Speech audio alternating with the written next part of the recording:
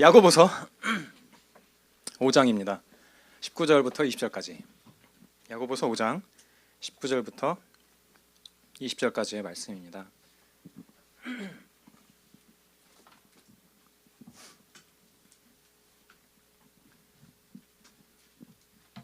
야고보서 5장 19절부터 20절까지. 아직 찾고 있는 분이 계셔서 조금만 더 기다리겠습니다.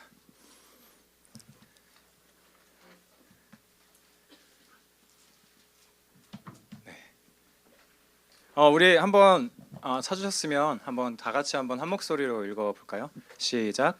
내 형제들아, 너희 중에 미혹되어 진리를 떠난 자를 누가 돌아서게 하면 너희가 알 것은 죄인을 미혹된 길에서 돌아서게 하는 자가 그의 영혼을 사망에서 구원할 것이며 허다한 죄를 덮을 것임이라. 아멘. 네. 연초에는 참 많은 일들이 있습니다. 어쩌면 여러분들도 그러니까 계획하기를 좋아하시는 분들은 새해 다짐과 함께 계획을 이제 이미 짜 놓으신 분들도 있을 것이고 저는 아직 짜고 있는데요. 그 계획들을 이루어 가고 계신 분들도 분명히 있을 겁니다. 그래서 작년보다는 좀 더 잘 살아보자 라는 생각으로 하루하루를 이제 살고 계실 거예요. 교회 안에도 여러 가지 일들이 있습니다. 오늘은 이제 무슨 일이 있죠? 청년일부에서 등반해서 올라오는 친구들이 있죠. 갑자기 칠 거면 화끈하게 칩시다 우리. 네, 맞아요. 네. 그리고 또 하나가 있죠. 뭐죠? 맞아요. 소그룹이 다 이제 개편돼서 새로운 사람들과 함께 소그룹을 하는 그런 날이죠. 오늘 같은 날의 특징은 뭡니까? 평소보다 더 교회 오기 어색하다. 왜냐하면 새로운 사람들을 만나는 날이기 때문에 어떤 사람들일까? 나에게 연락을 준 이 조장은 어떤 사람일까? 같은 카톡방에 초대가 되는데 이 사람은 어떤 사람들일까? 라는 많은 생각들을 하게 될 거예요. 소그룹을 개편을 하게 되면 저는 주로 좀 크게 두 가지의 이야기를 듣기도 합니다. 하나는 소그룹이 너무 짧은 것 같다. 이제 친해질만 하니까 끝난 것 같다 라는 말과 함께, 또 하나는 소그룹이 너무 길었다 라는 말을 자주 듣습니다. 거의 개편할 때마다 듣는 것 같기도 해요. 어쩌면 이제 오늘 이제 청년 1부에서 졸업을 해서 청년 2부로 올라온 이 지체들에게는 전혀 이제 새로운 공동체에 온다라는 게, 그러니까 청년 2부로 올라온다라는 게 기대감보다는 공포에 가까울지도 모릅니다. 담당하는 사역자도 바뀌고 동생들 이제는 그러니까 왕고라는 말을 안 쓰겠죠? 네, 제일 이제 나이가 많았는데 갑자기 이제 막내가 돼버렸기도 하고요. 그러니까 동생들을 다 뒤로하고 막내로 새로운 공동체에 오게 되니까 더 좀 그런 생각들을 하게 될 거예요. 어쩌면 아마 그냥 다른 교회에 오는 것 같다라는 그 마음이 여러분들에게 들지도 모릅니다. 어색하기도 하고 벌써 여기에는 사람들이 꽉 차 있어서 사람이 너무 많기도 하고 그렇기도 할 거예요. 하지만 많긴 하지만 아는 사람은 적어서 더 어색한 마음으로 여러분들이 여기 앉아 계실지도 모르겠습니다.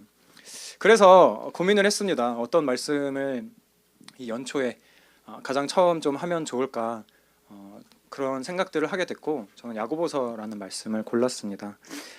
왜냐하면 야고보서에서는 그리스도인의 삶에 대해서 직접적으로 얘기를 하는 부분들이 되게 풍성하게 있기 때문이에요. 개인뿐만 아니라 또 공동체를 향해서 이야기를 하고 있기 때문에 새해에 이런 말씀을 함께 나누면 좋겠다라고 생각을 했어요.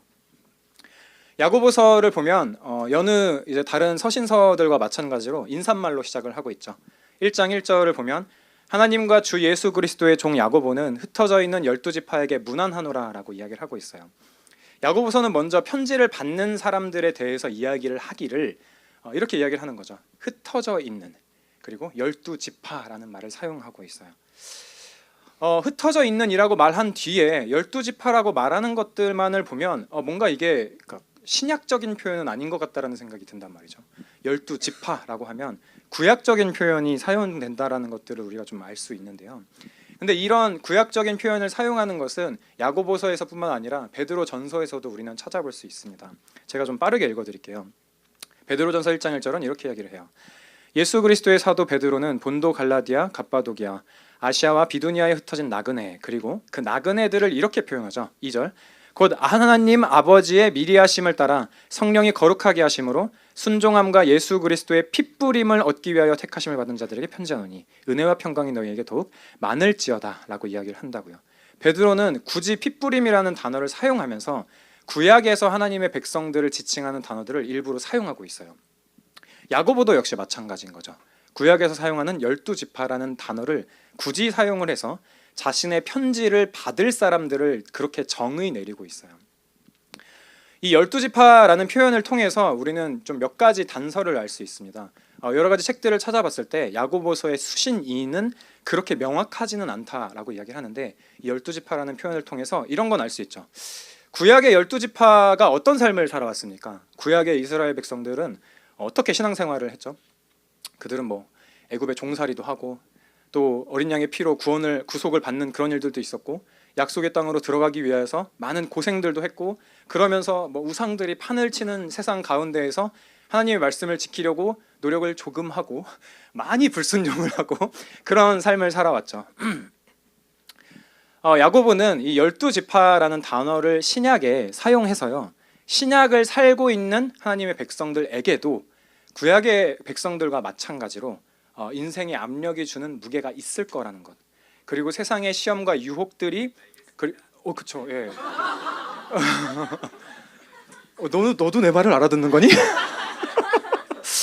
제가 새로운 은사를 발견한 것 같은데요. 네.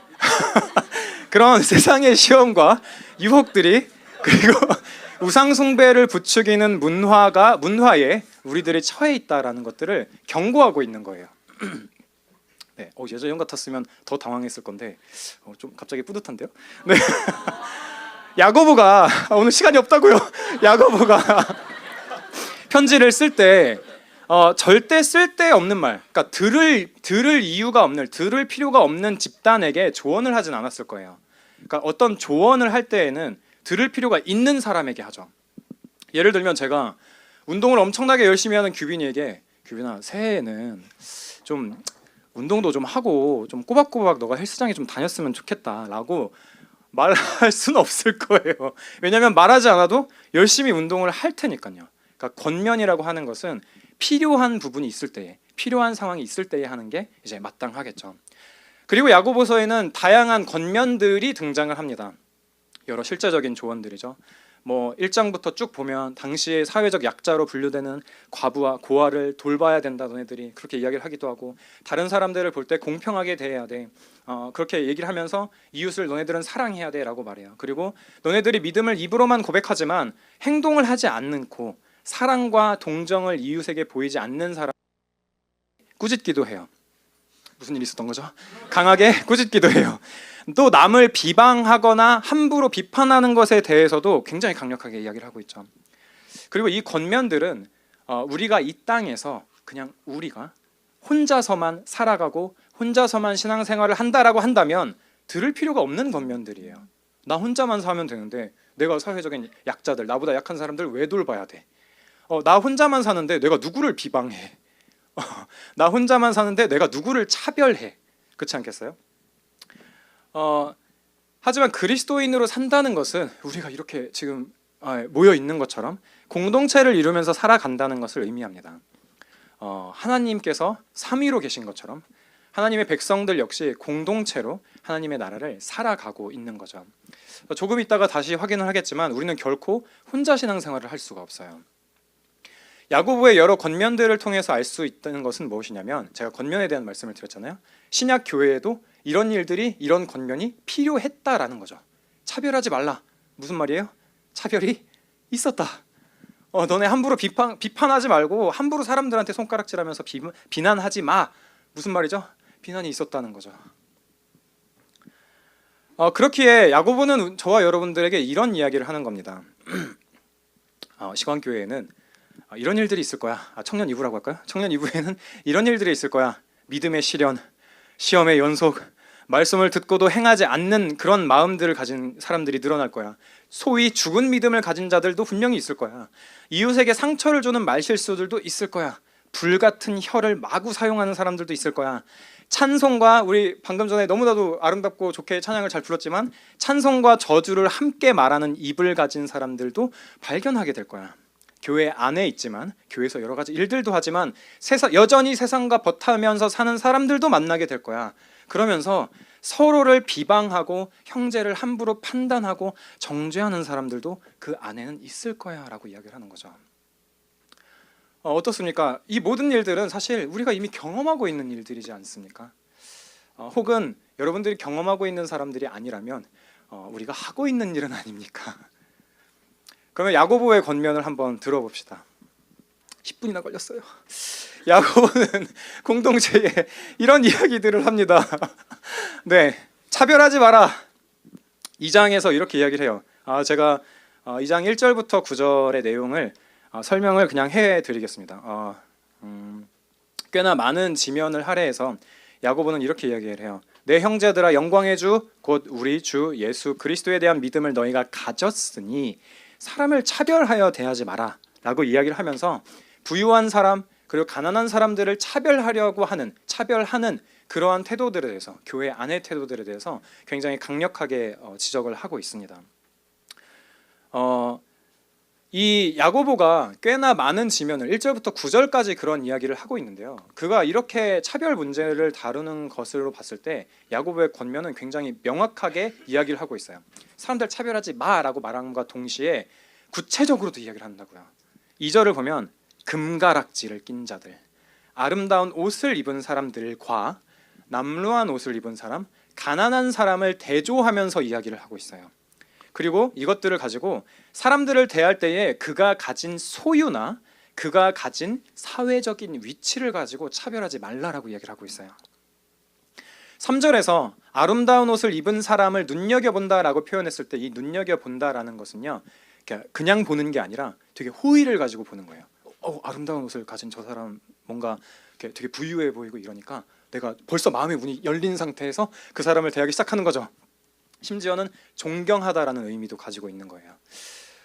교회 공동체 안에서 그리스도인들이 부자에게 잘 보이려고 하는 그런 행위들, 그렇지 않은 사람들을 업신여기려고 하는 태도를 야고보는 지적하고 있는 거예요. 너희들 그래서는 안 돼. 너희들이 어떤 공동체를 가지고 있는지 너는 모르는구나. 절대 그래서는 안 돼라고 이야기를 하는 거죠. 여러분들은 어떻습니까? 저는 어떨까요? 이렇게 우리가 대놓고 부유해 보이는 사람들, 부유한 게 조금 마음에 거리낀다면 사회적인 어떤 위치나 지위를 가진 사람들, 어느 정도의 성취를 가진 사람들과 그렇지 않는 사람들을 바라볼 때에 저와 여러분들의 마음은 어떨까요? 우리는 어떤 부류의 사람들에게, 저와 여러분은 어떤 부류의 사람들에게 조금 더 마음의 문이 열린 채로 다가가고 있습니까? 야고보는 차별이 잘못된 이유에 대해서 그냥 그래도 야 우리 시간교회인데 좀 그렇게 하면 너무 보기 안 좋지 않냐? 이 정도 수준에서 말하는 게 아니에요. 오히려 5절에선 이렇게 이야기한다고요. 내 사랑하는 형제들아, 들을지어다. 하나님이 세상에서 가난한 자를 택하사 믿음에 부유하게 하시고 또 자기를 사랑하는 자들에게 약속하신 날을 상속으로 받게 하지 아니하셨느냐. 야고보는 부자에 대한 편애가, 그러니까 위치 있는 사람들에게 마음을 더 열려고 하는, 쉽게 열어버리려고 하는 그런 태도 자체가 하나님의 구원 사역을 통해 나타나는 하나님의 성품과 반대되기 때문에 거부하고 있어요. 차별이라고 하는 것은 사랑이라고 하는 하나님의 나라의 법을 어기는 것이며 죄다라고 분명하게 우리들에게 가르쳐주고 있다고요.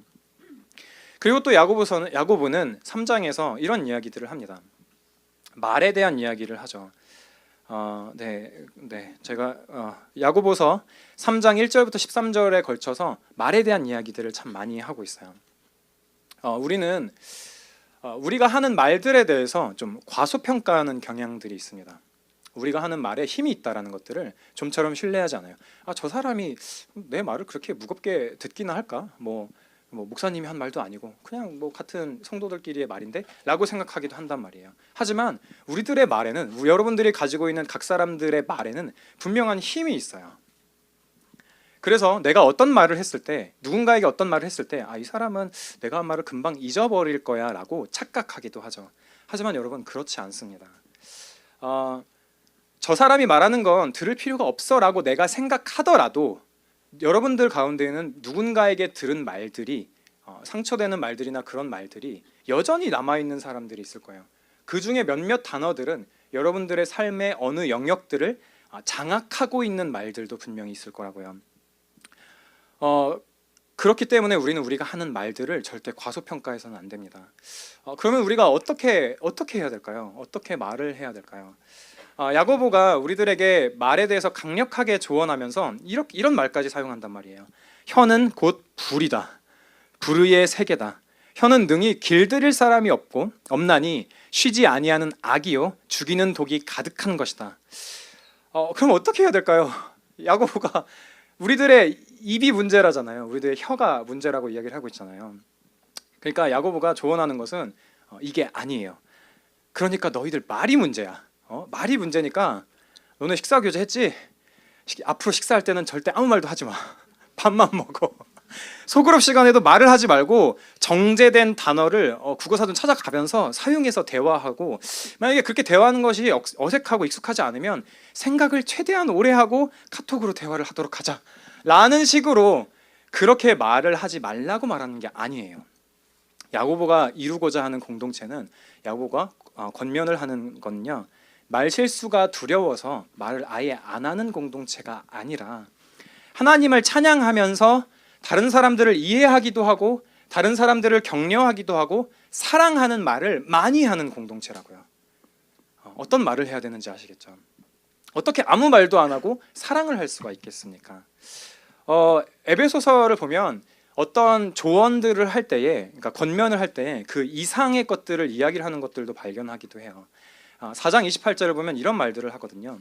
도둑질하는 자는 다시 도둑질하지 말고 돌이켜 가난한 자에게 구제할 수 있도록 자기 손으로 수고하여 선한 일을 하라. 무릇 더러운 말은 너희 입 밖에도 내지 말고 오직 덕을 세우는데 소용되는 대로 선한 말을 하여 듣는 자들에게 은혜를 끼치게 하라. 바울이 에베소 교회 성도들에게 권면을 하는 것을 보면 이런 거예요. 야, 도둑질 하고 있냐? 도둑질 하지 마. 끝나는 게 아니에요. 너네 더러운 말들을 하고 있어? 그럼 더 이상 말하지 마. 에서 끝나는 게 아니에요. 바울은 그 이상을 이야기를 하고 있어요. 도둑질 하는 데서 멈추지 말고 너가 할 수 있는 대로 수고해서 다른 사람들을 구제하는 데까지 사용해. 너가 돈 번 것들을 가지고. 말 역시도 마찬가지죠. 너네들은 더러운 말, 거짓말을 하지 마라고 말하는 것에서 끝나는 게 아니라 거짓말을 하지 않고 참된 말을 하는 것에서 더더욱 나아가서 덕을 세우고 사람들에게 선한 말을 해서 그 사람들에게 은혜를 끼치도록 해라고까지 이렇게 이야기를 한단 말이에요. 이게 저와 여러분들이 이 공동체 가운데에서 이뤄가야 될 공동체의 모습이다라는 거죠. 어떤 말을 해야 되는지, 어떻게 사람들을 대해야 되는지 야고보는 우리에게 이렇게 조언을 해주고 있습니다. 재미있는 거는 이겁니다. 야고보는 야고보서에서 이런저런 여러 가지 권면을 하면서 결코 단순히 그리스도인 여러분 이렇게 하고 저렇게 하세요. 그 말 그거 좀 조심 좀 합시다 앞으로, 이런 방식으로 이야기를 하지 않아요. 이렇게 이야기를 하죠. 예수님은 누구야? 예수님이 하신 일로 인해서 너희들은 지금 어떤 존재가 됐어? 예수님은 너네들에게 어떤 존재야? 당신은, 너네들은 예수님께 어떤 존재야? 라고 이렇게 이야기를 하고 있는 거예요. 야고보는 그냥 강이라 다른 사람들 비방하지 마 라고 이야기를 하는 것 대신 우리를 구원하시는 심판자가 계시니까 사람들한테 함부로 비판하지 마 라고 이야기를 하는 거예요. 가난한 사람들에게 편견을 갖지 마 라고 이렇게 이야기를 하는 것 그 이상으로 그리스도인들아, 편견을 갖지 마라. 진정한 영광의 주님을 안다면 너네들은 지상의 영광에 너무 사로잡히지 않을 거야 라고 우리들한테 이야기를 한다는 거예요. 이건 뭘까요? 야고보는 저와 여러분들에게 행동의 수정만이 아니라 그냥 말을 적당히 하고 줄여라는 것만이 아니라 마음의 변화를 촉구하고 있는 거예요. 복음을 믿고 복음을 따르는 것을 통해서 우리들의 마음을 변화시킬 것들을 계속 이야기를 하고 있는 것이죠. 야고보는 엄청난 말들을 교회를 향해서 쏟아냈어요. 굉장히 이제 강력하게 이야기를 한 거죠. 너네들이 이런 공동체 가운데 있으면 안 돼라고 하면서 제가 이제 다 말하지 않았지만 여러 가지 말들을, 이 본문들을 제가 미처 읽지 못했지만 엄청나게 많은 말들을 하고 있단 말이에요. 그러면서 오늘 본문에 이제 도달하게 되는 거죠. 내 형제들아, 너희 중에 미혹되어 진리를 떠난 자를 누가 돌아서게 하면 너희가 알 것은 죄인을 미혹된 길에서 돌아서게 하는 자가 그의 영혼을 사망에서 구원할 것이며 허다한 죄를 덮을 것임이라. 여기서 미혹돼서 진리를 떠난다라는 것은 하나님의 말씀을 따르지 않고 순종하지 않고 그렇게 사는 삶을 이어가는 사람들을 이야기를 하는 거죠. 당시에 이제 하나님의 말씀이 아닌 다른 복음을 전하는 사람들이 있었는데 그들에게 속는 사람들을 이야기를 하고 있는 거예요. 그런데 야고보서에서 야고보가 쏟아냈던 말들을 생각해 보면 그러니까 그의 이런 결론은 약간 김 빠지는 결론이에요. 막 신나게 이러면 안 돼, 너네 저러면 안 돼, 어떻게 이럴 수가 있어, 이러면은 너네 정말 불의 혀를 가지고 도대체 뭘 하는 거야라고 말해놓고서는 그러니까 오히려 이렇게 말해야죠. 내 형제들아라는 말도 하지 말고 이렇게 말하죠. 야, 이 녀석들아, 이 녀석들아, 차마 그 말을 쓸 수는 없잖아요. 이 녀석들아, 너네가 차별하는 거 다 알고 있어. 너네 사회적 지위에 따라서 누군가한테는 조금 더 참고 누군가에게는 덜 참는 것도 알고 있어. 지켜보니까 너네 서로에게 말도 막 하더라. 막말을 하면서 사랑 없이 비판하기도 하더라. 이제는 참지 않을 거야. 만약 한 번만 더 한다면 너희를 교회에서 쫓아내버릴 거야. 그리고 이 교회를, 내가 목회하는 이 교회는 이상적인 교회로 만들어버릴 거야 라고 이렇게 얘기를 해야죠. 근데 그렇게 안 한다고요. 야고보는 이렇게 결론을 내리고 있지 않아요. 오히려 이렇게 얘기를 하죠. 진리를 떠난 자들, 공동체에서 하나님의 말씀에 좀처럼 순종하지 않는 사람들을 돌이키게 하라고 얘기를 하고 있어요. 그리고 이게 저와 여러분들이 속해 있는 이 기독교 공동체의 힘인 거죠. 야고보는 그의 마지막 말을 통해서 단호하게 진리를 떠나는 것들을 용납하지 마라고 말하면서도 그들을 포기하지 말라고 얘기를 하는 거예요. 어떻습니까? 누군가가 잘못된 길로 가고 있을 때 그 사람을, 그것들을 지적하는 것은 의외로 쉬워요. 우리 왜 이제 정죄하는 거 좋아하지 않습니까? 누군가가 잘못된 길을 가고 있는 것들을 보면 막 지적하는 거는 너무 쉽다고요. 저거 잘못됐어. 저거 어떻게 저럴 수가 있어. 이런 말들을 하는 건 너무 쉬워요. 그런데 그런 지적을 할 때 우리에겐 약간의 즐거움도 있거든요. 나는 이 정도를 지적할 수 있는, 뭐 예를 들면 이런 거죠. 누가 예배 시간에 늦게 오는 사람들을 가장 많이 정죄할까요? 네, 한 10분, 20분 전에 와서 기도로 준비하는 사람들이요. 그 사람들이 가장 많이 정죄하겠죠. 나는 그렇지 않으니까요. 그런데 그런 사람들을, 그런 미혹되는 영에 빠져가서 진리를 떠나려고 하는 그 사람들을 정죄하는 것은 쉽지만 그런 사람들을 돌이키게 하는 것은 너무도 어려워요. 많은 인내를 필요로 하고 많은 기도를 필요로 하죠. 많은 나 자신을 내려놓는 일들이 많이 필요하죠. 근데 야고보는 이렇게 이야기를 하는 거예요. 죄를 용납하지 말고 죄인을 포기하지 말자고요. 죄를 용납하지 말고 죄인을 포기하지 말자고요. 야고보가 오늘 본문을 자신 있게 이야기할 수 있는 이유는 뭘까요? 그는 어떻게 미혹되어 진리를 떠나 있는 자들을 돌이키라라고 이야기를 하고 그의 영혼을 구원해라, 그런 방식으로 그의 영혼을 구원하라라고 이야기할 수 있을까요? 아까 저는 처음에 야고보서 1장 1절을 말씀을 드렸습니다. 그때는 흩어져 있는 자들 그리고 12지파에 대해서 잠깐 이야기를 했지만 다른 부분들을 좀 볼 필요도 있는 것 같아요. 우선 이제 야고보는 마리아의 아들이고 예수님과 형제인데 자기 자신을 소개할 때에, 그러니까 어떤 편지를 쓸 때에 예를 들어 자기가 예수님과의 형제임을 대해서 강조하지 않아요. 딱히 말이 없단 말이에요. 편지를 쓸 때에 내가 예수님의 형제라는 사실을 더 많이 강력하게 적어 놓는다면 그 편지를 받는 사람 입장에서는 더 능력 있게 보이고 예수님의 형제 야고보의 글이구나 라고 생각을 할 텐데 그렇지 않아요. 야고보는 차라리 이렇게 쓰면 더 나았을지도 몰라요. 성육신하신 하나님의 아들 예수 그리스도의 동생인 야고보는 모든 성도들에게 말한다.